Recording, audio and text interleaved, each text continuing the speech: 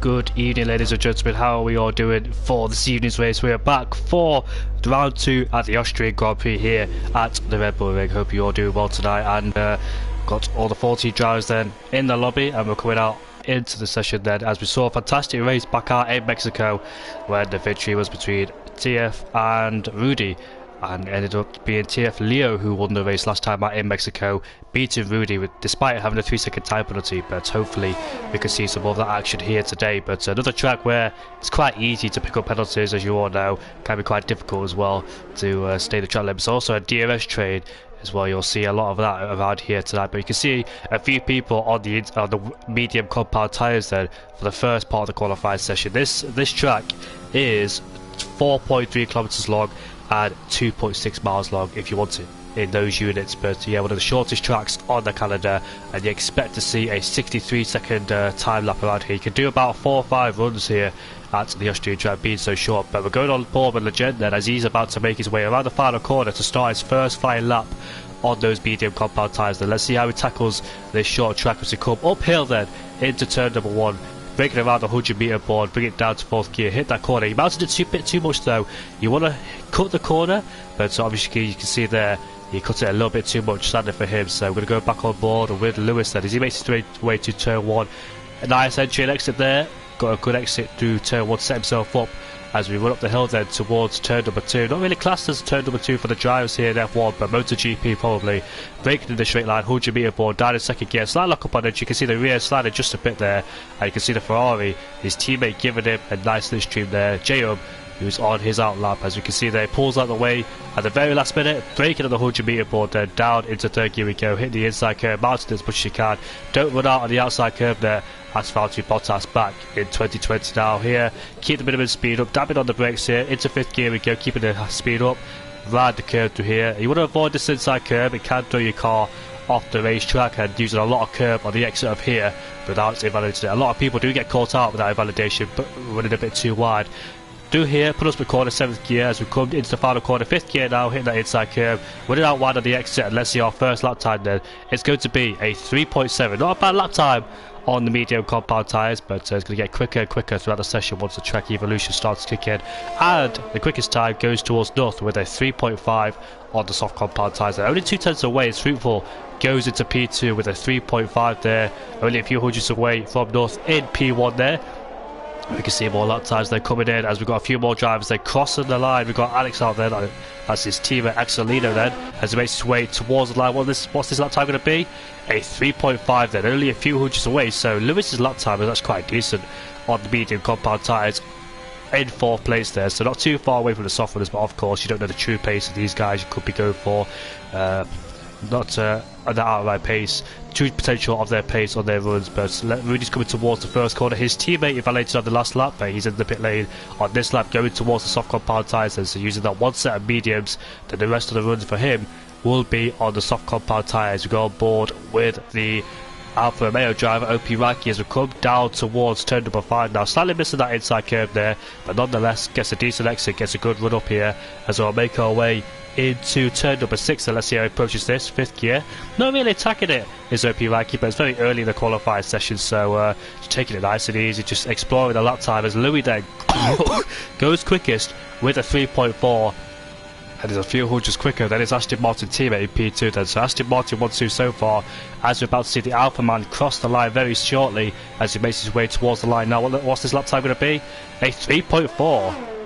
Decent lap time for him. He wasn't looking like he was pushing that much, but still quickest there, so there's more to come from the Alfa Romeo as we go on board with Alex there. Let's see what he's done. It's a 1.7 in the middle centre, but I dare say he's backed off, which he has done.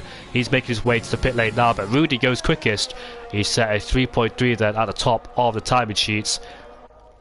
Rudy last time out finished in 2nd place in Mexico, but it was a few tenths off to get that race win. But can he get his victory here tonight? We'll see. Now we're going to go. Oh, somebody's crashed in the pit lane entry. That was an LF4 driver, and that was Jacob. Wow, that was a massive crash. He's lost his left front tyre there, standing for him. We just flicked on board with him, and looks like he's going to invalidate his lap time. Look at that. interesting route to the line, and it's a 3.9. Very interesting route to the line there. He did not want to validate his lap time, did he? Yeah, but sadly, a LF4 driver of JO has crashed in the pit lane, and that's his qualifying done and dusted, and I dare say everybody will be at 3.9 the way it's going. He's on the medium compact tyres, of course, so that's a massive shame for JM there. I wonder how he tackled the pit lane entry. Did he carry too much speed? Did he spin coming out the penultimate corner, just fly in the pit lane? That can happen sometimes, but sadly it's done and dusted for him. We'll have to wait for the race. Let's go aboard with the IFR driver of Legend as he makes his way towards the final corner to start his second flying lap on the set of softs. Let's see then, into turn 1 we go. Breaking up the 100 metre board, bringing it down to 4th gear here. A little bit hesitant going into turn 1, but using all the curb on the outside. Gets the best run coming out of turn 1. Now making our way towards turn 2. And we're coming into turn 3 now. Heavy braking zone, very easy to lock the front right tyre. You can see him using all the track. Hits that inside curve very nicely though. Back end sliding just a little bit as he applies the throttle ready for the third DRS straight. As we'll make our way downhill then into turn number 4. Braking yet again on the 100 metre board. Bringing it down to 3rd gear, now 2nd gear for him, up shifting immediately to 3rd, did miss the apex slightly, coming into turn number 4 there, but so nonetheless we make our way into turn 6, riding the curb through there, using the outside curb, 44.2, in the middle sector, touches the inside curb, and he saves the car. I bet he knew that he was going to spin, so he backed out and cost himself, and fortunately he didn't spin those tyres up, so sadly for him, his lap time is over. Do not touch that inside curb coming in towards turn number 7 there, because that unfortunately will spin you. But yeah, he backed out of it knowing that he's going to spin. And very good save there from the McLaren driver, but looks like he's going to complete the lap anyway, go for a potential second run. One of the Haas's is about to cross the line next to start their flying lap. As we go aboard there with the Haas man of Axelino, making its way down towards turn 1. Not using a lot of curb there, as many drivers have done previously before, but his teammate comes out of the pits. Very perfect timing there from the Haas pair, giving each other a nice slipstream up the hill with a 615.8 as the first sector. You can see that third gear. It's very interesting to see how the drivers take the corners with the different lines, with the different gears as well, how they approach it. Very interesting to see how these drivers work as we come down to turn 4. Not using all the curb on the left hand side available to him, so not following what all the drivers do. But at the end of the day it's his preference, and let's see if it works for him. As we come into turn number 6 then, 5th gear corner, up into 6th immediately. Now this inside curve catches a lot of people, I guess, close towards it, but he does touch it, but gets away with it. It was on that curve for a split second there, as we make our way into that penultimate corner, swinging into the 50 metre board into 6th gear. And look at that, you can see him using all of the curb there. Very close to validations as Axelino makes his way towards the line. It's going to be a 3.3. And that is 3 hundredths away from Rudy, who's currently on a provisional pole position. Here's the Dutchman as Lewis in P5 with a 3.5 on the same set of soft compound tyres he used on his first run. So go for consecutive lap times on that set of tyres. Marco does in P12 there, sadly for him, who has invalidated his lap time. You can see Rudy there just getting out of the way for the drivers. Fruitful, he's not on a lap time, he's just invalidated. Sadly for him, looks like he was going for a second run on the same set of softs, judging by the way he's low on the AOS and running out of fuel as well, so sadly for him. On his second set of tyres, did not work out. I'll put on his last set of soft compound tyres to go for his potential last runs on them set of tyres. Alex in P40, let's see what he's up to. Coming towards the middle sector, a bit wide through there. Not getting the best run coming out of that corner, so it might cost him a little bit of time on the exit towards turn number 8 as we make our way into the final 2 corners then. Oh, he rides that curve too much there. Sadly for him, he has invalidated his lap time, so that closes the book on his lap. It's going to be a 4.2, and I dare say that was not going to be enough to get inside the top 10, as the P10 sets a 3.9. But yeah, go for consecutive lap time is Alex. Not the best thing to do, especially on the soft compound tyres, because do more than one run, it will overheat your tyres, and therefore you'll suffer with understeer and oversteer. You've got to get your tyres in the perfect window for one lap. You're going to go for 2 consecutive runs of definitely damage the tyres. You can see there, nothing, locking the rears up, and sadly for him, goes for a little bit of spin. Coming towards turn 3, heavy braking zone is turn 3. And sadly for him, he has compromised his entry and exit. And Louis there on his outlap may have given him a tow coming up towards the hills towards turn 2 and turn 3. I dare say Louis should have stayed behind him for the slipstream, as it's his turn to next go for a lap time. Few people have invalidated their lap times. You can see there we're on board with CC Brain as we'll make our way down into turn number 4. Let's see how he takes this lap. Slight lock up on the entry, but won't affect him too much. Then gets a good run coming out of that corner. Both the Alpha Tauris down in P8 and P9. Their best runs are on the soft compound tyres. It says best, he's on 3-lap old softs, and he's still going for improvements, says CC Brain. So I dare say he might have to get put on a brand new set of softs, because look at that, 3 runs on the same set of tyres. Not ideal, especially if you validate your last lap and you start on those tyres. You're definitely in a compromised position towards the race. We'll make our way to the final quarter then, and let's see if this is an improvement of a lap time of a 103.4. Very good lap time. In fact, that was on a brand new set of tyres, sorry about that. So it wasn't a brand new set of tyres for Cibrain. I was on the wrong graphic there, my bad. But the Gen then go for another run. He's currently not set a representative lap time, sadly for him, for Cloud Driver. Let's hope he hooks it up on this lap to get himself a really good lap time and see if he can match his pace of his teammate. His teammate Rudy was out there, but didn't look to improve on his lap time. There's a bit of traffic for Legend. He's got Julian ahead of him, who's currently not set a lap time yet. One of the 2 drivers who's not set a lap time, along with the Williams of Marcados in P13. So those 2 desperately need to get a lap time on the board as we come down into turn 4. Then we've got an Alpha Tauri there. I think that's Cibrain ahead of us.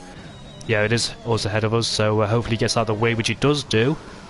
One of the Aston Martins has just crossed the line to go P4. Legend then goes a little bit too wide for his liking, coming into turn number 6 then. As we make our way coming out of turn number 8, went 1/10 up in that middle sector, so he must have lost it all in this last sector here. As we'll make our way into the penultimate corners then. Oh, you can see the back end just wanted to get away from him. Must be in a very low downforce setup or pushing a bit too hard for the car's liking. He crosses the line nonetheless, and he goes P10 with a 3.6, and that's not good enough, I'm afraid, for him with the tight, with the grid being so tight. So yeah, there's a lot of time to be found for him, but he just needs to hook it up. It's all down to him then. But Fruitful looks like he's validated his lap time. Sadly for him, his first sector was going to be a 15.9. There's a few hundreds down in that first sector anyway, but yeah, it's a massive shame for him. Must have done it at turn 1, but we've got a few people then on their flying laps, so let's see who is on a flying lap. We've got Lewis out there coming into turn number 4. Looks like he's not on a lap time. Marco Doz, is he on a lap time? Not quite sure, but looks like he's going for 2 runs because he's very low on the EOS. I'll stay on board with him. Coming down into turn number 4 then. Currently sat in P11 with a 3.6. If he finds 1/10, he'll find himself inside that top 10. That's how close this grid is. As we come into the middle sector, a few hundreds up in that middle sector, and 4 hedges up, so he needs to find a bit more time in that last sector to try and get himself inside that top 10. P11 will be a good place to start, won't it? Outside the top 10, only 14 drivers here, but look at the last corner for Marcados then. You can see the car sliding as he gets on the power. It's a 3.5, he goes P10, so definitely a lot of lap time for Marcados to find in that Williams. But yeah, sadly for him, sliding through the corners. We've got Lewis then. Couldn't see his first sector, but I think it was an improvement. I think it was quite a marginal improvement for Lewis as he makes his way down into turn number 4. Don't run out wide on the curb. They've done that plenty of times. Very easy to lose traction, especially in the dirty air as well. But our main contenders then, Rudy and Axelino, P1 and P2, are out of the pit lane. You can see the clouds gathering there. It was bright sunny earlier on. The clouds have decided to join us, hovering over their circuit. Hopefully it's not raining for the race. As we make our way into the final 2 corners. Into 7th gear we go. A bit of hesitant through there for Lewis, and sadly for him, has invalidated his lap time. But let's see what lap time he could have set as he makes his way towards the line. It's a 3.404. That could have put him into 4th place, or 3rd place actually. Look at that. OP Reiki and Nuth have set the exact same lap time at 3.405. Wow, that's a amazing thing to do there. Marcados is back in the pit lane. But yeah, the closing stages then of qualifying. They've got Alex the G out there so far on a brand new set of the soft compound tyres. If you're wondering why JM's retired, he crashed in the pit lane early in this session. Not sure if he carried too much speed in the pit lane, but sadly that's his qualifying over. Axelino, a few hundreds down in the first sector. Let's see if he can find that time. You can see he get a wobbly exit coming out of turn number 3 there as he desperately tries to get on the throttle as quick as he can. gets a good toe off the back of his teammate. Rudy's out there, and his teammate is as well, so both of them giving each other a nice slipstream there. Axelino locks up into turn 4, slightly missing the apex of that corner. Might cost him a little bit of time as he makes his way towards turn number 6 then, dragging that Haas car in. And he goes a bit too wide, and sadly for him, that is his lap time over, and he backs off. Yeah, I can see the understeer he carried there. Coming towards the end of qualifying, the pressure might be ramping up. I think Rudy has backed off, it seems. Legend has been disqualified for parking in a dangerous position. What happened to him? I thought he was on the track giving Rudy a slipstream. He did leave the session. I wonder if his car glitched out and just stopped on the circuit somewhere. That's a massive shame for Legend then. And sadly he'll be started down in last place, but his teammate Rudy then is going for a second lap on the same set of soft compound tyres. Just probably maybe made a little bit of a mistake. Coming towards the first sector or two as we make our way towards turn number 1 then. Axelino, oh, he's invalidated. Rudy has invalidated that. I think he took too much curb on the outside of the track there to turn 1, trying to swing it in, get a wider angle, and sadly for him that's his run over. That's a massive shame then. What's Axelino doing? It looks like he's a few hundreds up in the first sector. Can he hook it up? This is where he lost the time last time out in the middle sector, but that's Legend. Thankfully it wasn't a solid car, gets out that wasn't, well, he goes wide anyway. Axelino invalidates his lap time. That's a massive shame for him. He was 1/10 up. That 1/10 was crucial to get himself on pole position. And OP Reiki is not on a lap time either. Where's Louis? Coming towards the line now, going for a flying lap. His last flying lap of the session. Fruitful has invalidated. So a lot of people invalidated the lap time. But look at that. Machine goes quickest with a 3.3. Look at that, there's 3 people with a 3.3 and he pulls it out of the bag at the very last minute. Does the AlphaTauri driver. His teammate is going for his last flying run then, and his teammate's ahead of him to give him a nice lovely slipstream up the hill, but Seaplane almost lost it quick out of turn 1. The rear just stepping out, and that definitely cost him time, but might regain it back just slightly coming towards the end of the first sector with the lovely slipstream. He's 1/10 down, solid for him, so compromise run already for him. But where's Rudy? He's coming towards the line. I think he's going for his last flying lap is Rudy. That's 3 laps he's done on the same set of soft compound tyres. Axelino's out there and he has run out of fuel, so that's his qualifying done and dusted. Really coming towards the end of the first sector. He's a few hundreds up. I want to go back on board with the AlphaTauri of Seabraid to give him a bit of screen time as he makes his way towards turn 6 then. Let's see his middle sector. Oh, he's a few hundreds down in the middle sector. Salad for him as he makes his way towards. Yep, he's validated for sure. Yes, he has. Big shame for him then. But Rudy then, a few hundreds up. Can he snatch back pole position from Machine P1 as he makes his way towards turn 6 then? Let's see his middle sector. It's a 43.9. It's a 1/10 up. Must make sure he doesn't validate. You can see the back end of the car just sliding out there. Not getting the grip he wants coming out of turn number 7 as we make our way into that penultimate corner. Nice tidy run through, coming through there. Now the final corner. Hook it all up on the last lap. He's run out of fuel! Oh, that's a massive shame for Rudy there, and crashes in frustration. That's a massive shame. What could it have been? A 3.2? Marcados has invalidated his lap time, and that's going to be qualifying done and dusted then. So Machi in P1 with a 3.3 ahead of OP Reiki with a 3.3 and Rudy with a 3.3, Axelino with a 3.3. So four of those drivers in the 3.3s there. Very close indeed. Both Aston Martins take the 3rd grid with Nuth and Louis in P5 and P6, with Sebrain in P7, Lewis in P8, Fruitful in P9, Marcados in P10, running out the top 10 there.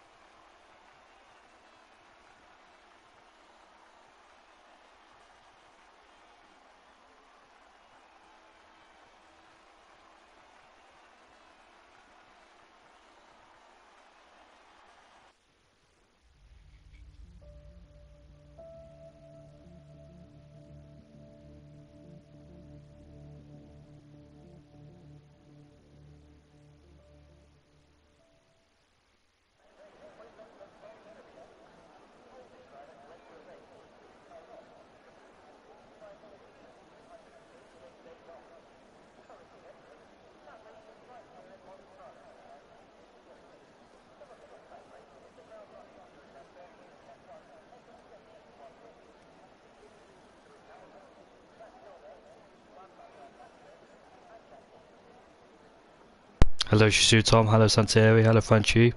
Hope you're all doing well for tonight's race. Sadly, some people are leaving the session. I think that's the case, yeah. So we are going to leave the session then. Hello everybody in the chat, hope you're doing well for this evening's race. Nice to see you all here. Tom's pointed out there's 2 teams with quali bans.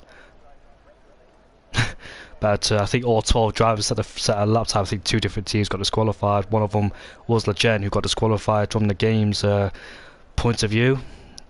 He left the session. His Ghost apparently parked in the middle of the track and disqualified him for the qualifying session, and J.O. crashed out qualifying, and I think it was Julian who did not set a lap time and qualified. Did see him out on the track though, but I think if you said he's got a qualifying, he's got a qualifying just out there to get a feel for the track. Thankfully no wet weather, it's just cloudy, sunny towards cloud. Might see a bit of weather coming into play there in the race, sorry.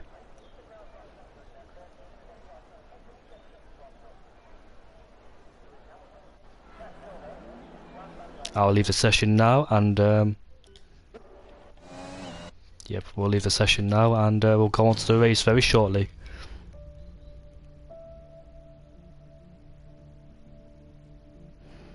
Lots of pointer as well. Tomorrow's race for Formula Sim Series. I hope you're there as well. I think we're heading into round number 3. I say think, I'm the commentator, so I should know, but yep, we're coming into round number 3. Very good league. I hope you all hope to see more of you there. We've got 2 tiers as well. Next race is USA. We had the first 3 races, which was back in Brazil, China and Monza. USA for the next one. Hope to see you all there for tomorrow's race. I know Shazoo Tom, you're racing there tomorrow, so very interested to see what you do on the grid tomorrow. We had a very interesting end to the race there in Monza. A bit of chaos in the last corner there, but it's Formula 1. All or nothing for these drivers, all or nothing.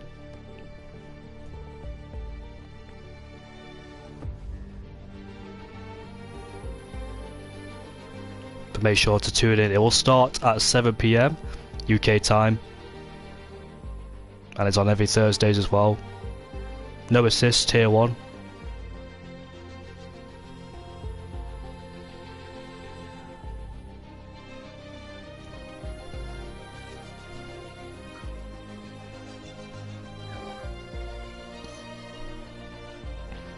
We had a fantastic race back in Mexico last time out.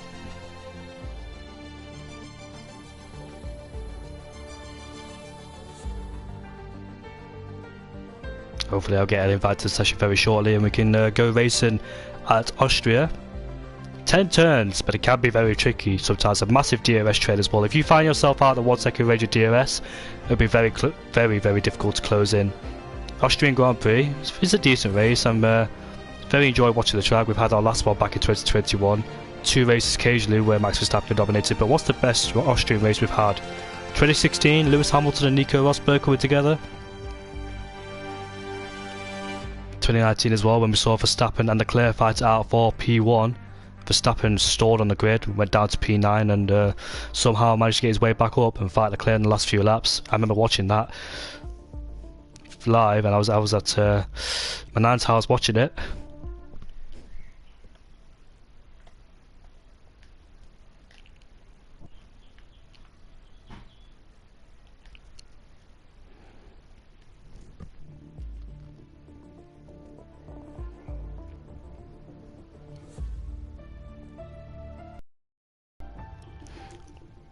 I think it was the first race of the 2020 race as well, where we saw safety car close a few laps for whatever reason, and we saw Lewis Hamilton and Alex Albon collide together down at turn number 4.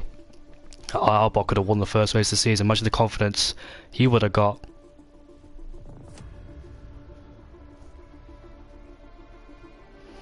Most wins come from Alan Prost and Max Verstappen, both having 3.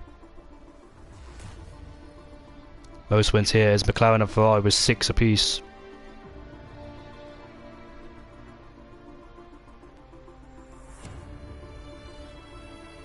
Max Verstappen is the recent winner of the Austrian Grand Prix 2018, 2019 and 2021.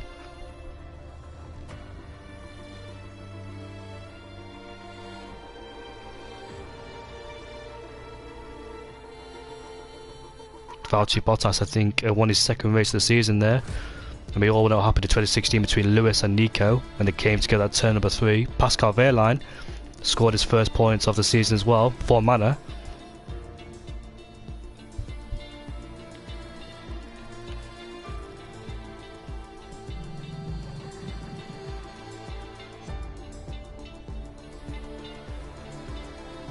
Turn 1 as well is the Niki Lauda corner.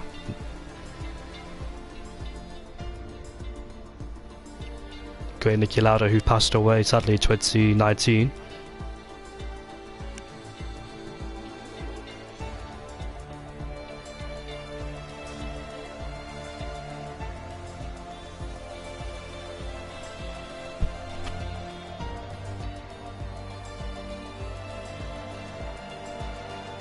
I think Niki Lauda has won his home Grand Prix before. I think he's the only Austrian to win his own Grand Prix.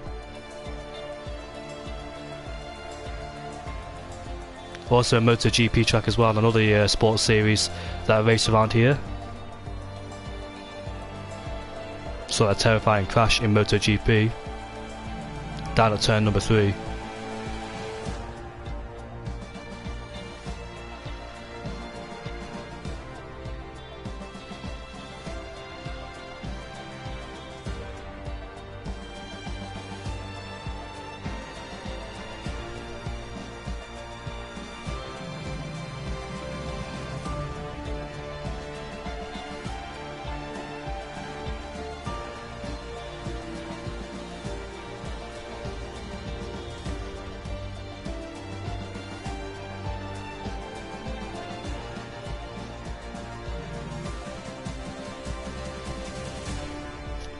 Hopefully we can go to the race soon. It should be an interesting race with 19 drivers on the grid, so very nice to see them all here. Jay with that disqualification in with that crash in qualifying, can he come back? See what he can do in the race. Rudy's got some decent pace as well. Don't discard the McLaren driver out. Almost won last time in Mexico, but looking for redemption here in Austria.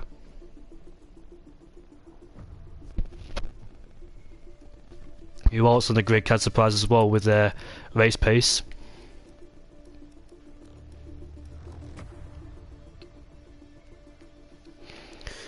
If you're watching, leave a comment in the comment section to give me your thoughts about this race. Who do you think is going to win the race? I know some teams are going to say their drivers, of course, but for the ones who are not in a team or watching, please tell me your thoughts. To be honest with you, I actually don't know who's going to win this Grand Prix. Could be between Rudy, could be between anybody actually. OP Reich, I think he starts third on the grid or second. Can he win this Grand Prix?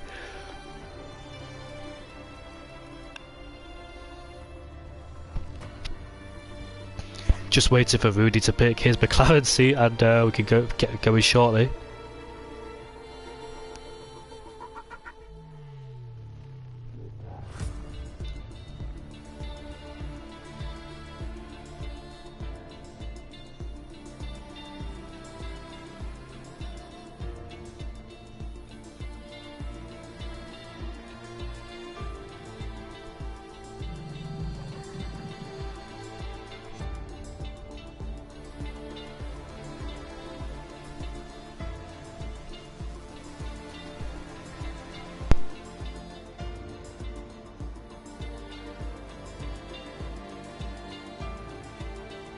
Also, apologies if you do hear me cough throughout the stream.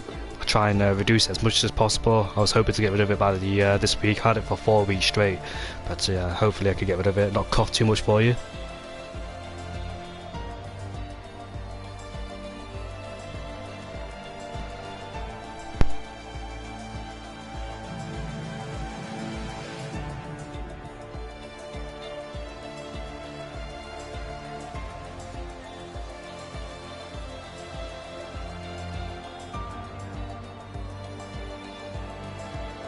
Should be an easy one-stop strategy around here in Austria. Soft to medium or medium to soft. I don't expect anybody to use the hard compound tyres or course if there's a first lap incident.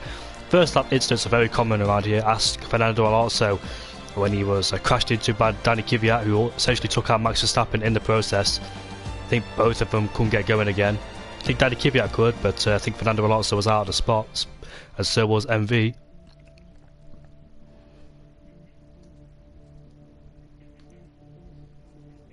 But we're going to get racing here then for round 2 of the Shazoo Championship.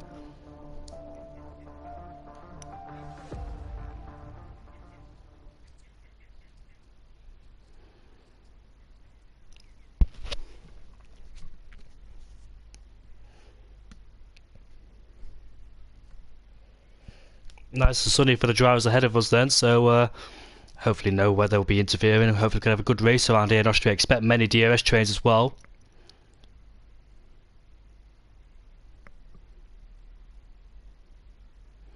Let me know your thoughts in the comment section. Who do you think is going to win this Austrian Grand Prix? Hopefully we turn out to be a good one.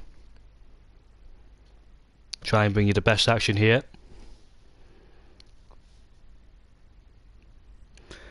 Hello Neverlast Racing, hello Tyres, hello Carl, hope you're all doing good in the chat.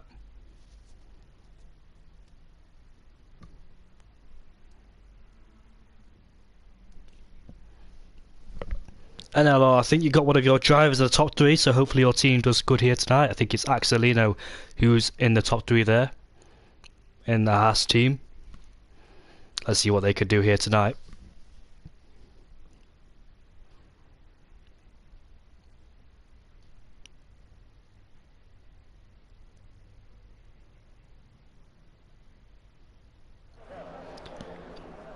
So, 19 drivers then on the grid. Julian Zander for him is in last place. The 2 TF drivers in P8 and P19. But here we go then.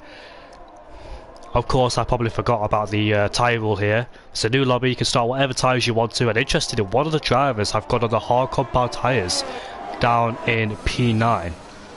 Very interesting strategy, but he might lose out to Leggett because he's on a brand new set of softs. So expect to lose to him very quickly. Xander down there in P16 have gone for a set of soft compound tyres. Majority of the mediums, but we've got Rudy in P3 on a set of soft compound tyres, and Axelino in P4 on a set of the soft compound tyres. You know what their strategy is here for tonight. They get us further up as the grid, overtaking the 2 ahead of them and pulling away on those softs.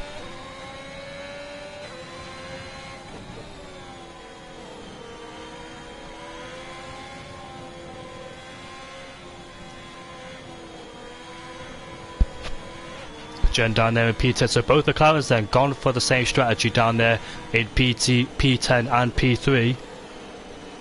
Machi on the medium compound tyres, OP Reiki on the mediums as well. Fruitful on the softs in P8. Expect them to get further up the grid. It's going to be an interesting race for the 36 lap race. Safety cars might play a factor as well. Marcador's gone for P9 on the hard compound tyres. That could be a strategy thing, because safety cars can come around here, and when you're on the mediums at the wrong time, it's very difficult to change over because the hard compound tyres is not a good compound. But we'll see then. All the drivers landing up on the grid.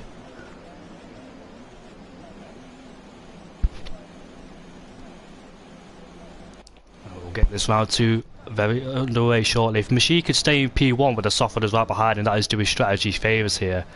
If we keep those soft runners behind, but Rudy and Axelino desperately need a good start if they're on the soft compound tyres. They'll get a good launch. We'll see then as the lights will go out very shortly. 3 lights, 4 lights, 5 lights ahead of the drivers, and we are away for round 2 at the Austria Grand Prix, and looks like Rudy's got a decent start. He's taking OP Reiki for P2 here as we'll make our way into the louder corner. Rudy goes up into P2. Can he challenge Machi going up into turn 4 there as we make our way up the hill now towards turn number 2? Let's see that Axelino, he desperately needs to get himself up the field as well. We've got a few drivers swapping position. We've got Louis going down the inside. Our Fruitful going side by side there, coming into turn number 3.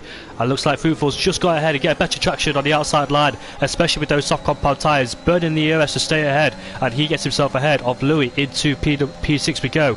Looks like Rudy's still behind Machi for P1, and Axelino is in P4, but good start for Rudy then to make up 1 position at least, as Alexander's past Joey for P13.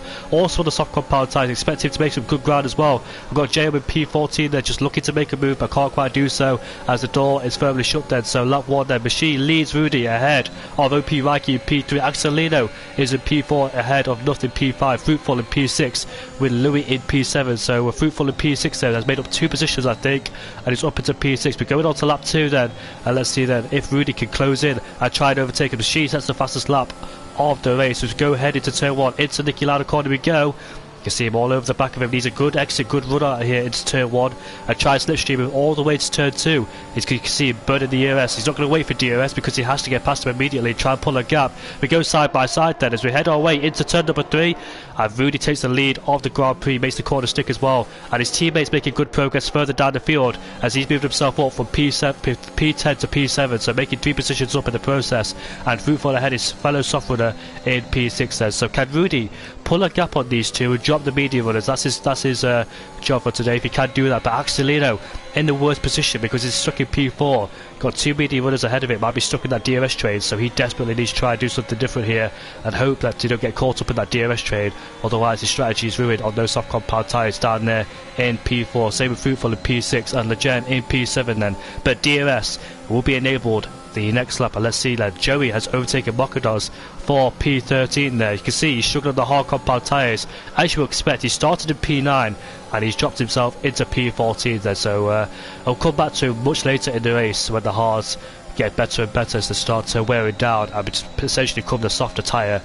But at this stage he'll struggle at the time being when those hards are not at their best. But Machine then sticking with Rudy for P1. You can see Alexander then has overtaken Cortez for P11. And there he goes then, up into P11 he goes, manages to make his braking zone and doesn't hit the back of it. JM has overtaken Markados. Markados has fallen down into P15, sadly for him, so not the start he would have wanted. He's dropped outside the top 10, as you can see there. He's dropped 6 positions, started P9, he's dropped 7 now because Julian's just overtaken him for P15. There he goes then, ahead of the Williams driver. Not the best choice so far for Markados, but you expect him to fall down the order on those hard compound tyres. The only man to start on those hard compound tyres. But yeah, if Machine can stick in Rudy's DRS range, it'll be beneficial for him. His strategy will work out because Rudy desperately needs to pull away, get that gap over the medium runners and try and drop him as much as he can. But a track like this, 3 DRS zones, is a very short track as well. It's going to be so hard to do so.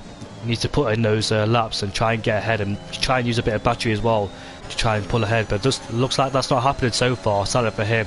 So Machine then can tactically stay behind him, and Legend then moves himself up into P6 ahead of Fruitful, both on the same set of soft compound tyres there, and there he goes up into P6. You can see Legend then almost getting a bad exit. Zander has overtaken Lewis for P10. He's made up quite a few positions, has the Mercedes driver. Let's see how many positions he's made up so far. He's made up 6 places so far, has Zander, so good start from him. As Cortez has having a scrap with Lewis as we come into turn number 4. It looks like Cortez has got past Lewis for P11.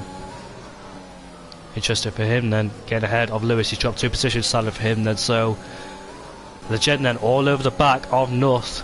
He's also the same set of softs, same as his teammate as well in P1. Coming around the final 2 corners now. North then, you can see the closing speed that Legend has on those soft compound tyres, giving him the pace he wants in those final 2 corners. But it's going to be a DRS trade because he's got 3 cars ahead of him who's also got DRS, or 5 cars ahead of him who's got DRS on Rudy, so it could be very difficult. He's going to have to use more of the battery than anybody else. But Lewis then becomes the first man to pick up a penalty here at Austria. That's a massive shame for him early in this race there. And look at Legend going down the inside into turn number 3. They made it stick, doesn't brake late, he's still there on the outside, puts him on the curb though to delay his process, and there he goes then up into P5. There's a good move there from Legend. He has to do something different. Here comes Fruitful as well, who goes in down the inside of Nuth there. Got past him for P6, so both of them making good moves and taking advantage as well of North. That was a fantastic lunge down the inside of Legend, very nice and clean as well. Made the corner, put him on the outside curb to delay his process and got himself up into P5 as Legend. He had to make that move, couldn't afford to be stuck in that DRS train, had to do something different there. Zander's behind Louis for P9, you can see him just a few hundreds away from Louis. As we head up to lap 6 then, you can see Machine staying ahead, or staying in Rudy's DRS range. Very, very difficult at this stage now for Rudy to try and pull ahead and extend that gap. But yeah, there he goes there. Looks like he's not using any battery. Machine's lagging a little bit there. And there he goes there for P1. Machine's taking back the lead of this race. Not what Rudy wants whatsoever, but his teammate though goes down the inside of Axelino, and Lewis is having a scrap with Alexander for P9. And Legend has got past Axelino unless he fights back down the inside, which he's not going to do so on this occasion, and gets himself up ahead of P5. And Xander goes back down the inside. They both go side by side then, and Xander takes P9 away from Louis. On the soft compound tyres as well is the Mercedes man. But Rudy then losing the lead of this race, being stuck behind a medium runner is not what he wants. But like I said, it's very, very difficult to try and pull that 1 second gap. Right, a track like this where there's 3 DRS though, there's no chance of pulling away, unfortunately. The first 2 laps he had an opportunity where there's no DRS, but once the DRS starts to come, it's going to be very, very difficult to try and claw yourself away from the guys behind. His teammate though has made very good progress down in P4. He was on P10, started P10, now he's going to make his way up into P3, but Lewis has spun coming out of turn 1, selling for him. Hasn't hit the wall. Here goes Reedy back down the inside of Machi there, and Legend follows through on IP Raiki, but Machi gets a better exit with boost of DRS well. And there he goes then side by side with the McLaren driver. He gets past him, re-overtakes him for the lead of this race. But yeah, very good progress that Legend's made in P3 there. He's just behind his teammates, so he's made a good start on those soft compound tyres. Cortez is dropping down the order. Did he make a mistake? He's got JM alongside him as we make our way into turn number 6, and I think he's just got past him. Yes, he has. So Cortez then has lost 2 positions to Joey and JM. Unfortunately for him there. As I read the comment section out for you. Good evening everybody, hope you all do well. Nice to see you in the chat. As we make our way on to lap 8 then, the pit stops will become very shortly, about lap 12, lap 11 on the soft compound tyres. I wonder if these two will try and work with each other. You can see a little bit of twitch there coming out of turn 1 for Legend. Gets a bad exit. Got to watch out for OP Raiki right behind him. Axelino's in P4 right behind OP Raiki. There we go, that really takes the lead back of the race. You can see there Fruitful trying to go down the inside, but the door was firmly shut. He's fighting with Sabrine. It's Nuth around the outside. There you go, but they're touching wheels. Machine's not going to go back down the inside of Rudy, but what about Sabrine? Sabrine's going to go down the inside of Nuth. Let's see who gets a better exit coming out of turn number 4 there. Sabrine gets a decent exit using ERS as well. And there he goes, like, up into P7 ahead of Nuth, and Xander's in P9 to follow through as well. Good start from Xander from the back of the field essentially, up into P9. I think those guys got qualifying bads, hence why you only saw 14 drivers out of the track, so 5 drivers got qualifying bads there. Lewis at the back of the field has put on a brand new set of the medium compound tyres. He'll be hoping for a safety car in this race to try and pull his way back in the race. But Machi then right in the back of Louis. This is Rudy. This is where you'll see the soft tyres come into play. But talk about that, Legend is going to get a good run up as Machi had a bad exit coming out of turn 1, compromised into turn 1 there. But you can see both using the ERS, and Machi stays ahead. But Legend has the inside line. Make sure he doesn't make contact with his teammate. And you can see Machi gets a better exit on the outside line there. Rudy's pulling over to the right hand side to give his teammate slipstream. But he's going to box him in, but Machi then goes to the middle, and they're going 3 wide into turn number 4, and Legend takes the lead of this race. Machi gets a better exit coming out of the corner. Rudy's dropped 2 places, and Machi then back into P1, but here comes Legend then going back down the inside of Machi. This is good racing from the 2 drivers there. And Legend then has the inside line to continue this fight all the way down into turn number 8. Giving each other the respect of Room, making sure he doesn't put him on the curb too much to give him a track limit warning. But Fruitful has dropped down the order. Did he spin at turn number 8? Did he touch that inside curb?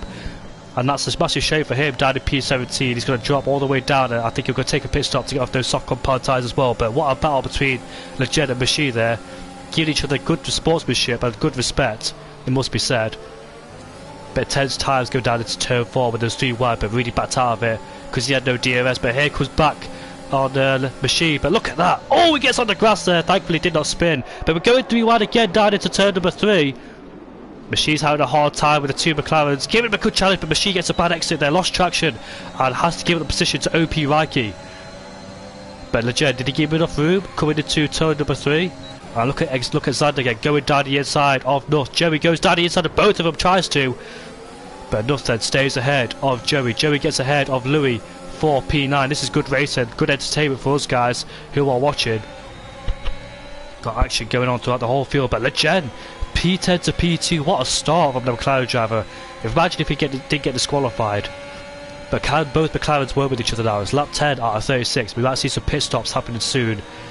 Which one of the McLarens will pit first? Will it be Rudy or will it be Legend? But somebody's fallen down the order. It's Xander to go in the pit lane to put on a brand new set of the medium compound tyres. The lap 11 out of 36. This is when you'll see the pit stops start happening soon as we go back on board with the battle for the lead. OP Raikkonen in P3. Let's see what he can do against these two drivers. Got a lot of EOS in his disposal and he's used it now. Let's see if he can close up and try to overtake one of the McLaren drivers. But Legend not going down the inside of his teammate there. Look at that! Machine trying to go down the inside, but gets put on the curb there and provokes his traction coming out of turn 3 and has to back out now. We'll keep it on Axelino for P5. Is he going to go down the inside into turn 4? No, he doesn't. But Machine's lost out a lot fighting with both McLaren drivers who gave a really hard time at the front of the field there. Both working well each other, hopefully gave enough space because he did get pushed on the grass at one point. DRS enabled and getting put on the grass. Thankfully he did get sent to a spin and light the rear tyres up. But let's see then. Looks like Rudy's going into the pit lane. No, it's Legend who's going in the pit lane then. As he'll slow down OP Raikkonen, he gets hit, he's hit him! And sadly he gets sent to a spin. That's the awkwardness of this pit lane. Oh, it's a massive shame for OP Raikkonen there. Hopefully, look, someone else has spun, that's Joey. Joey has also spun there, but yeah, hopefully he didn't slow down too much. Machine there, wobbly out of turn 1 just again. That's his second time going wobbly. And here comes Axelino then, gets past him for P2. I think Sebastian might get past him as well. Both teammates there. And look at that, McFly drive. Oh, there's a massive crash, and 3 of them into a spin. Is that 4 drivers going to a spin? But there's definitely 3 of them. I'm not quite sure what happened there. Somebody must have outbroke themselves and just smashed into the back of the other driver. But yeah, 3 drivers involved in that collision there. I've got to see hopefully there's replays coming up in the next game. But yeah, there's a lot of chaos going down in the midfield there. What's going on so far? So Jayum then sent it on. Oh, look at that! Danerka almost lost it coming out of turn number 6 there. But yeah, chaos going down there. Sabrina's right at the back. In fact, he's overtaken it, goes side by side. But Axelino will dive in the pit lane there. So is Rudy. Rudy's in the pit lane this lap. But Julian picks up a 3-second time penalty. But what a race so far. Chaos in the first 12 laps of this race. It's all going on. Classic Austrian Grand Prix. Sabrina takes the lead this race ahead of Jayum. Cortez is right at the back of Jayum. I'll let him go because he knows he has DRS and EOS. No way he can fight that unless Cortez stays behind him. And Cortez then is not in the... yes, he managed to make it DRS range behind Sabrina. So he gets DRS to the back of the race leader. Hopefully he can drag himself towards the race leader. But Rudy then, Jayum has done the undercut. And Xander has split both McLarens then. So Xander pitting 1 lap before on the same lap as Legend has got himself in between both McLarens. So he shows some good pace getting out of the DRS train. And he's managed to gain all that time on the McLaren drivers, get ahead of one of them. And he's stuck behind the other, but he's round the back of him right now, and Legend has to think about really pushing now on those medium compound tyres. But he's sandwiched his Xander on those with those 2 McLarens. Danerka was the back of that pit lane entry is so awkward. Danerka had to slow down while Marcados was taking a pit stop going onto the medium compound tyres. Might as well start on the soft compound tyres, Marcados, because he pitted that early on those hards. Should have gone hard to softs, but he's going hard to mediums. I don't think the softs can make it towards the end at this stage of the race. Imagine if he could, but the tyres will be definitely dead. So Cortez getting past Jayum then is closed in as Jayum outbreaks himself, coming in towards turn number 3. Gets a bad exit as well for good measure. Loses a bit of time towards Cortez. Further down, Xander's very close to the back of Legend. Here he goes then. You can see him backing off onto the DRS, but Legend breaks earlier, and he'll get the DRS for sure. I think he will. No, he doesn't actually. None of them have DRS, so his teammate will have DRS, but he can't get past both of them because he's too far away. You don't want to launch it either because that's his teammate right ahead. Don't want to lose time towards Xander. But Legend was definitely at the DRS line before Xander. So no advantage for those two other than a slipstream for Lejeune won't make much of a difference. But you can see Cortez sliding through the corners as he's right behind Sebrain going for P1. I would love to see what happened on lap 12 when those guys came together. Wonder if someone lost their front wing. Was it Axelino? No, he pitted on the same lap as those guys. But I wonder if one of those guys got front wing damage. But there we go. The DRS enable for Cortez does not go for the move straight away. He'll wait it out for later in the race. But Danerco is right in the back of OP Zane, who outbrakes himself. Did they make contact? Not quite sure. But Danerco then gets past the Alfa Romeo with the help of DRS.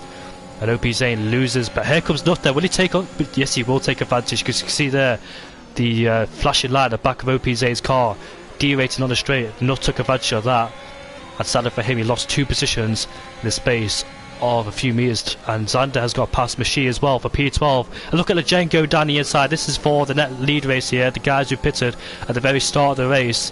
Machi's going side by side. They've got to crucially not lose too much time, because if those two fight too hard, they'll lose the DRS connection towards Zander. Should Lejeune back out of this one? No, no, no! They both make contact and spin. That was never going to end well going side by side like that, I'm afraid. And it's cost them dearly. That's a massive shame there. But Rudy, 1.4 seconds outside the DRS range of Zander, who's just set the fastest lap off the race. He's the lead pitter, let's just say, as Cortez goes down the inside of CC Brain. You can see JM there as OP Reike's got past Louis for P8. Sebrain will fight back. Will he try and fight back underneath? Cortez, no, he doesn't. He stays behind the top being. But OP Reike is made way for his teammate there. Goes up into P7. Here comes Louis then under pressure, putting pressure on OPZ. Goes down the inside of the Alpha driver. Gets past him for P8. Yeah, I agree with you there, Pedro. There's going to be a lot of reports coming to the end of this race. You got to think about this tactically though. You can't afford. You got to think about the long game, because those two are fighting so hard. It was allowing Zander to pull away, breaking the DRS range, and those three would have been fighting so hard while Zander would have been pulling away. But it looks like Machi is spun yet again. It's a massive shame we see those guys so early out of this race there. You can see Lewis going through, but yeah, I agree with you there, Pedro. The drivers need to think about it more. As you can see there, OCC Brain, Jacob, Julian, all in DRS range of each other. Julian in the back of this DRS train. You can see Jacob derated on the straight there, using all the ERS, desperately trying to get past those guys ahead of us. Zander 1.2 seconds behind Alex the G. You can see they're all squirming at the exit of turn 3 as they try to get the throttle down as early as they can. Rudy in the back of Zander, so it's going to be very interesting to see if he overtakes him this lap. He was 1.2 seconds outside the DRS range, or 1.7 it was. He's managed to gain all that time back, but he used a lot of ERS to try and claw his way back on Zander. We've got all media runners ahead of us as well, so that could also help Rudy. So what Rudy needs to do now, I think he needs to stay behind Zander for a few laps. Try and regenerate some of that battery loss by closing in on Zander and go for it later. Play tactically, but Axelino's right ahead. Alex the G is right ahead of us, so he could also help Xander. Zander needs to get past him as quickly as he can. Can't afford to fight him for too long. But Alex the G will have DRS at the back of Joey. Let's see how quickly Zander gets past these guys. So will Rudy as well. Axelino down in P14. Let's see how quickly he gets past them as well. Back to the battle for these guys. Julian, will he go for it this lap? I think he will. Joey go defensive. Around the outside goes Julian. Outbreaks himself though, but still makes the corner. Does he get to Bexer at it? Yeah, I think he does, but it swerves just a little bit on traction. And J.O. stays ahead, but look at Julian burning down the ERS to overtake him. Seabray takes the lead of this race and gets past Cortez. And you can see there Julian outbreaks himself again, and J.O. takes the position back away from him. Sorry, my TV's about to turn off. There we go, that's OP Reike's overtaken. They go side by side then. Into turn number 6 we go. We see some incidents being made, but Joey's fighting Zander. Zander gets past Joey. Rudy desperately needs to try and get past him. There we go then. This is going to be very interesting. Alex the G got past Joey. So did Joey make a mistake? Because he was ahead of this train and ahead of Alex the G. So Joey must have made a mistake there, unless Alex burned the ERS to try and get past him. But Joey looks like he's going towards the pit lane. Did he get full wind damage? I'm not quite sure there on the Aston Martin's point of view, but Zander and Rudy are right behind Alex the G. I think Alex the G doesn't want to get involved in these two fights. You can see there, just pulling out of there. Yeah, I think he knows it's a losing battle and is determined the race win. So I think he wisely backs out of that one, knowing he doesn't want to get involved in accidents there. So nice one from Alex the G. And you can see the Rudy versus Xander for the net lead race of this race. P2, battle for P2 between Cortez and CC Brain, spicing up with JM and Julian following up behind, but Rudy then gets past Xander for P10.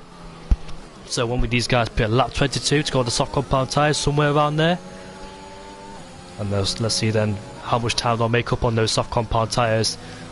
The more these two fight, the easier it is for those guys to try and reduce that gap. Can Axelino try and close in? It's a massive shame for the likes of Fruitful Legend, who got caught in the incident on Machi there. We've got a few people pitting this lap. 16 laps on those soft compound tyres is doable, but somebody spun. Is that Legend again? I'm not quite sure who that was in the middle sector who spun, but Cortez takes the lead of this race for P1. They've dropped Julian and Nuth, but I think they were further behind in the DRS train because JM and Louis did pit, so that's probably why it breaks up the train when the guys pit. So it has broke the DRS between those guys there, but Xander ran the back of Rudy then for the net lead of this race. So JM rejoins in P12 then on a brand new set of the soft compound tyres, hoping to undercut those guys ahead of the likes of Seabrain and Cortez. These two in the dirty air of each other. I think JM will definitely get ahead of them. Machi picks up another time penalty is salad for him. And Rudy ahead of Xander then for P8. Closing in the guys ahead. These guys will pit soon as Louis and Fruitful are fighting. They go side by side, but I dare say this battle will go towards Louis as he's on the fresher set of the soft compound tyres. There's nothing that Fruitful could done. Oh, he almost hit the back of there. Thankfully he got on the brakes and slowed the car down. So the top 6 in the pit lane then, responding to the likes of JM and Louis. The alternate strategy as we see the guys retake the lead of this race, the likes of Rudy and Xander. But Xander's done a fantastic job, bearing in mind where he started, down in P17 or P16, need to get the maths right here. Started down in P16, and here he comes then, back on Rudy. Go side by side, they'll both fight for the detection point DRS, that's the white line. And Xander will take the DRS away from Rudy, gets a better exit. And the AlphaTauri has spun though, coming towards turn number 6 and 7. And sadder for him, he's left the session in rage. Won't see him further on. Axelino gets past his teammate there, as you expect on the fresher set of the medium compound tyres.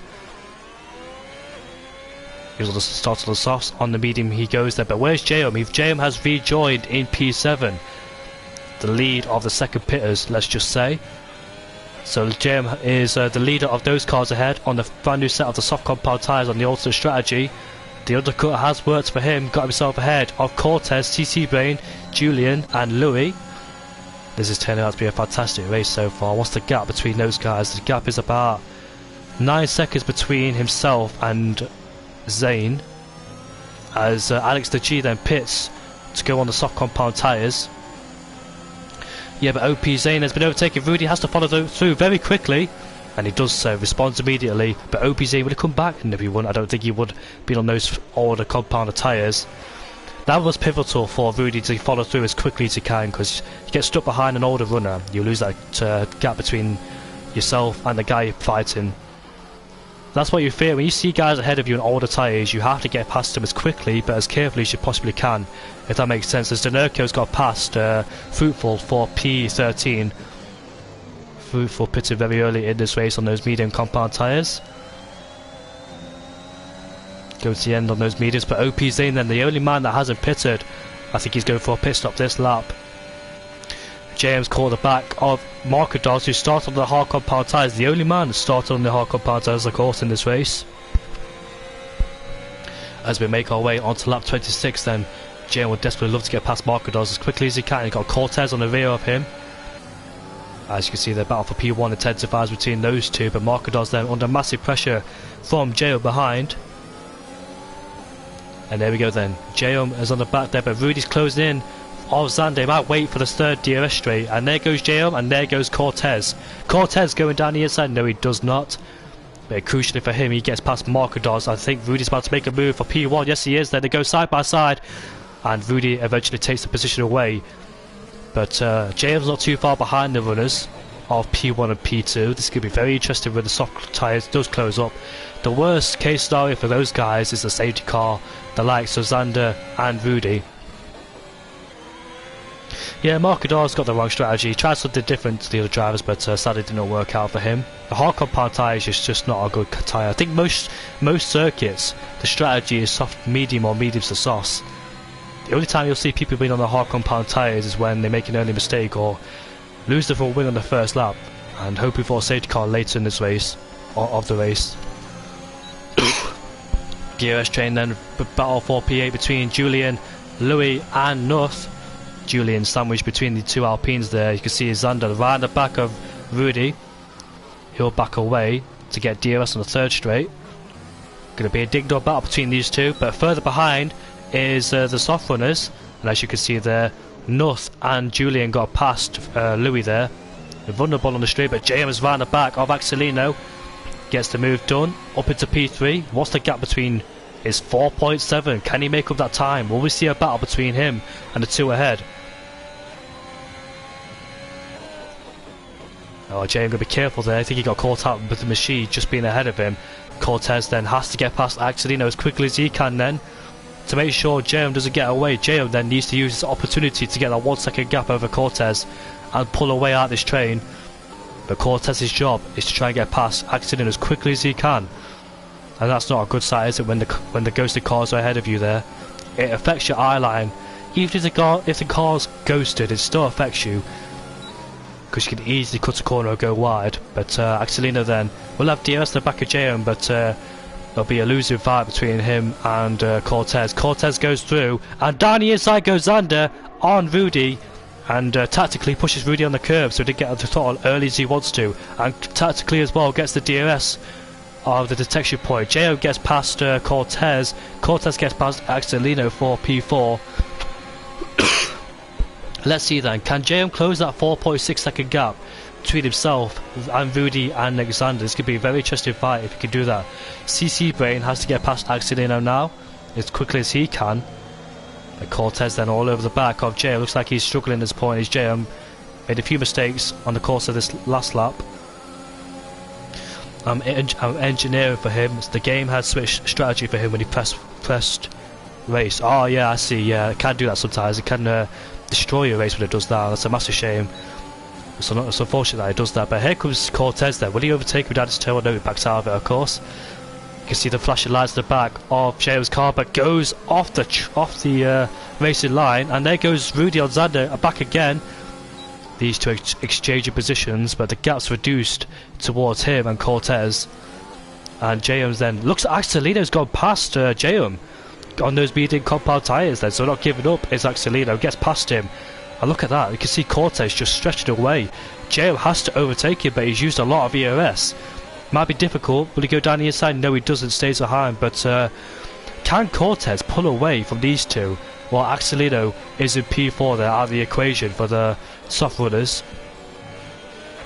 Can you look at positions gained? Cortez is cracked right now. I'll have the you can see JM going a little bit wide, so he's struggling for sure. But there's the positions change for you. Zander, Cortez gaining 14 and 11 places. Julian gaining 10 places. OP Viking losing 10. After he got caught up in an incident, sadly for him. But Zander did a fantastic job. It's a dig-dog battle between these two. Cortez though has reduced the gap to 3.5, interestingly, so he's pulled a 1 second gap on 4th place, and that's going to really help him. Just have to think about the guys behind him being stuck in that DRS train. And CT Brain then, here he comes on the Ferrari driver. The Ferrari driver will get past, but here we go then. Will he make it 3 wide? No, he won't. Backs out of it, does the AlphaTauri. JM goes down the inside. I think Axelino will get DRS to the back of JM there. The more these guys fight, the better for Cortez. He can close the gap between the top two, or these guys have their own scraps for P4. CC Brain that tries to go around the outside of the Haas driver, has the racing line, can't get the solid as he wants to, get a bit of squeeze there, but CC Brain then overtakes him for P5 and gets ahead of the Haas man for the 5th position.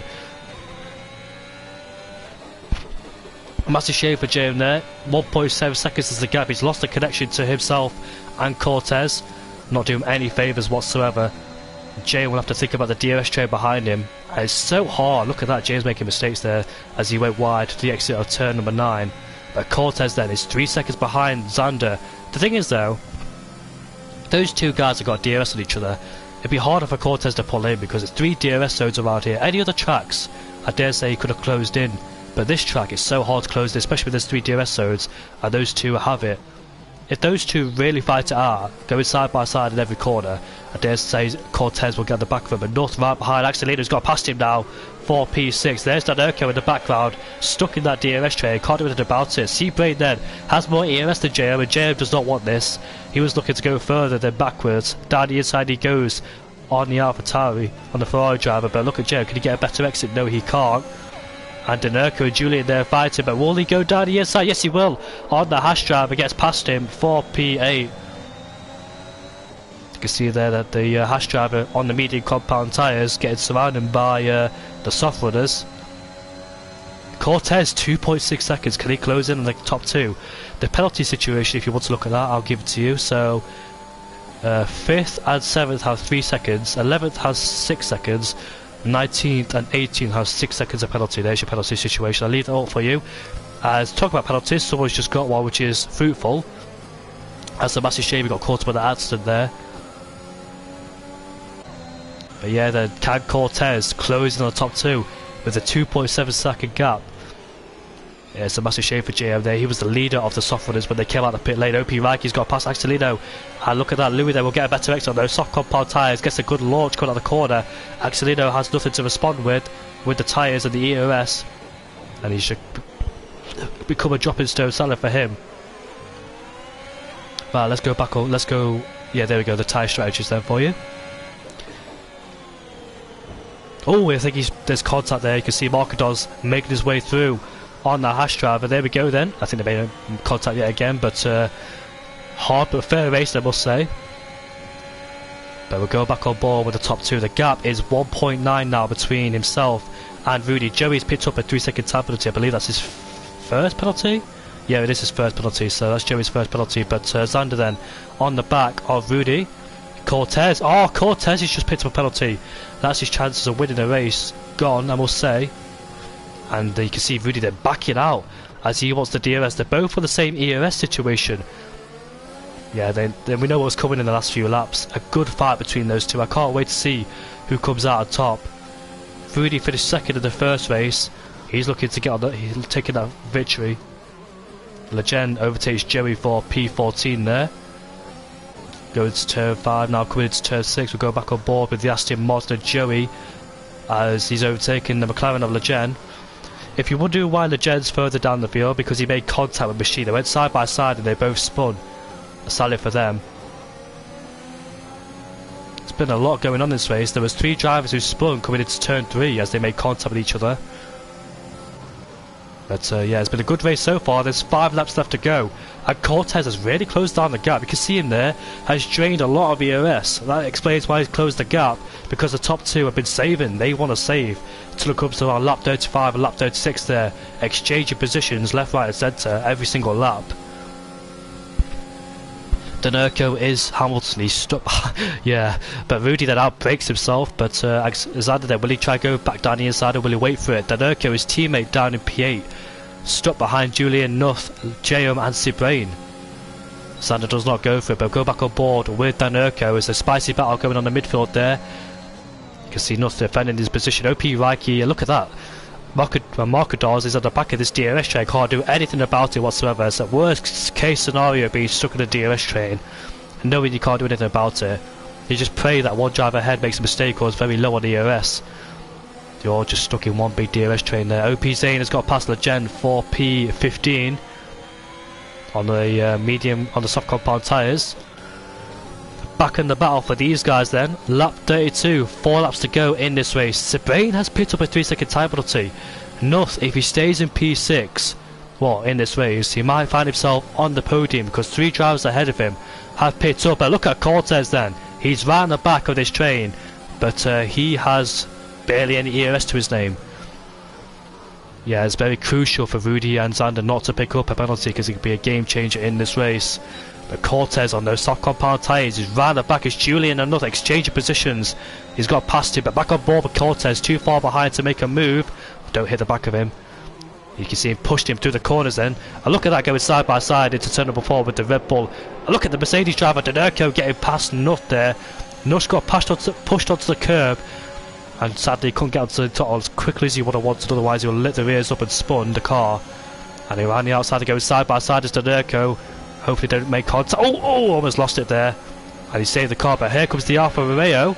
And somebody's made a mistake. That's Marcadors has spun at the exit of turn 8. It's a massive shame, but back to the battle for P1, P2 and P3 then.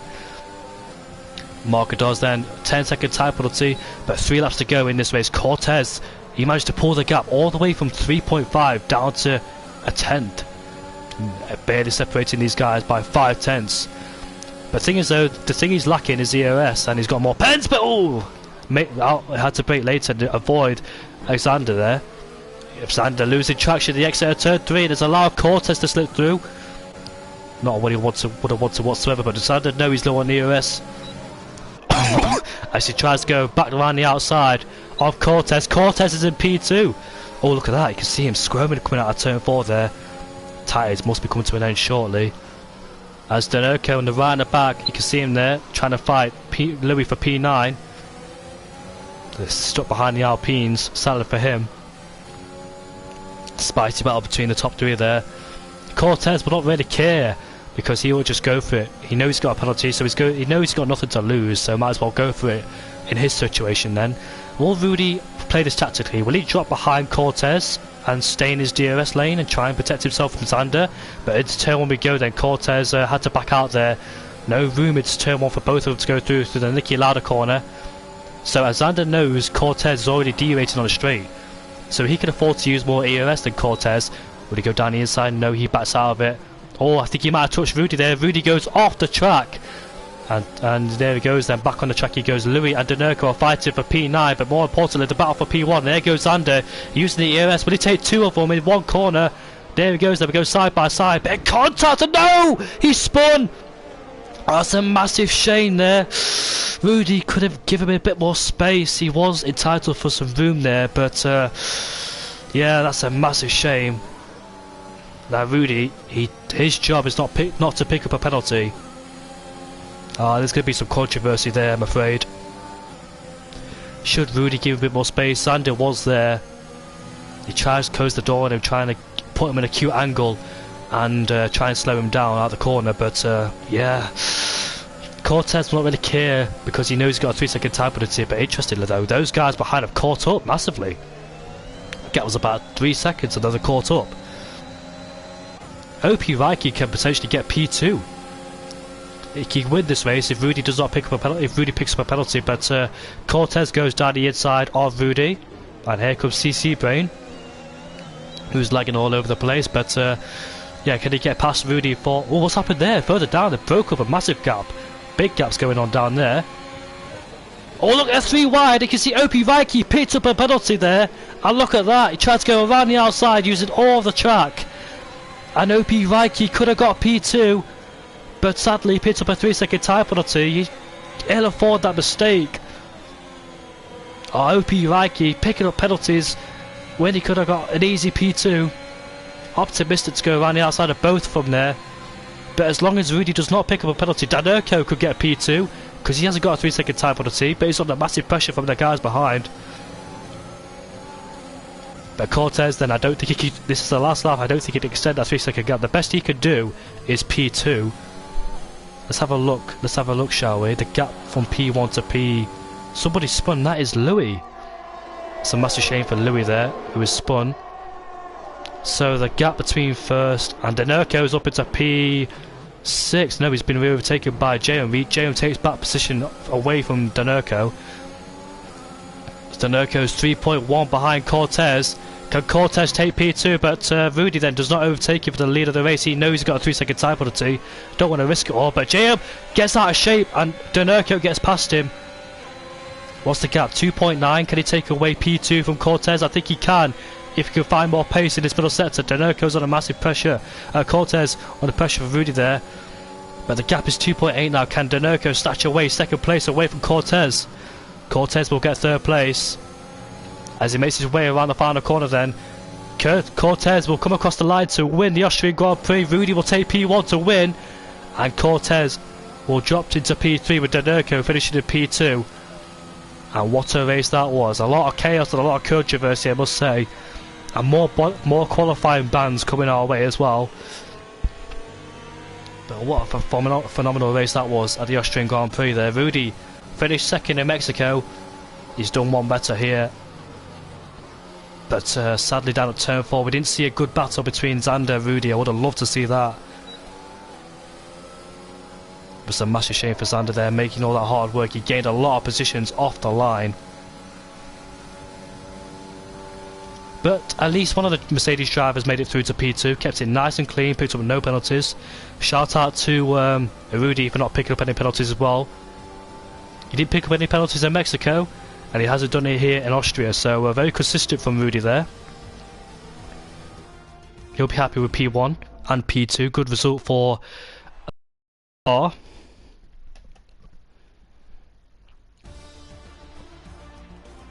There is your classifications then. Danerco for P17 on the grid, finishes in P2. What a race from him. He'd be stunned with that. Could have saw both Mercedes on the podium, but Cortez in P3 started P14. CC Brain from P12 to P4. OP Reiki P2 to P5 and P5 there. Joe in P6, Brazilian driver Julian in P7 from 19th plate. North finishes up here. Axelino finishes in P9. OP Zane finishes in P10 ahead of Louis. Joey finishes in P12 ahead of Fruitful Alex the G. P14, Legend in P15 there after making contact with Machi down in P19. Lewis in P16, Mark Dawes in P17. Zander sadly finishes in last place due to contact with Rudy down at turn 4. But what a race that was to finish it off for round 2 at the Mexican Grand Prix. IFR will be very happy with their result. One driver at the top, but sadly the other one didn't have the best of races, but nonetheless still got that race win. Shazoo in P3 there.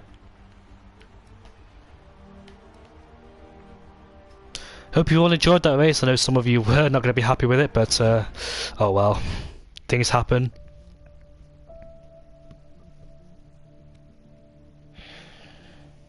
From a fan's point of view, I totally enjoyed that race with the amount of action that was there. Congrats to Rudy, by the way, for winning that race.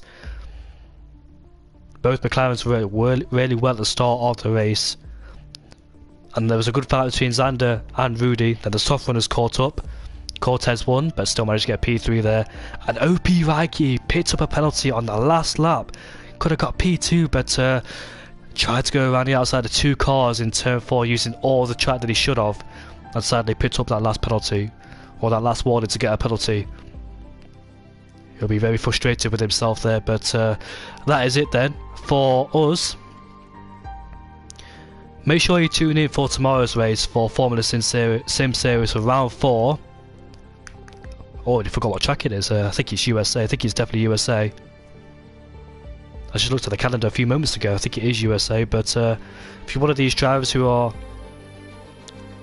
watching right now, if you want to join the Formula Sim Series for no assist, then hit up LRB, sorry, or Joey. And it is USA, yes, so join us tomorrow at 7 PM for round 4 at the USA Grand Prix for Formula Sim Series. I hope you enjoyed what you see so far. We'll be back for round 3. And hopefully you all have a good night, and we'll see you all later. Have a good night.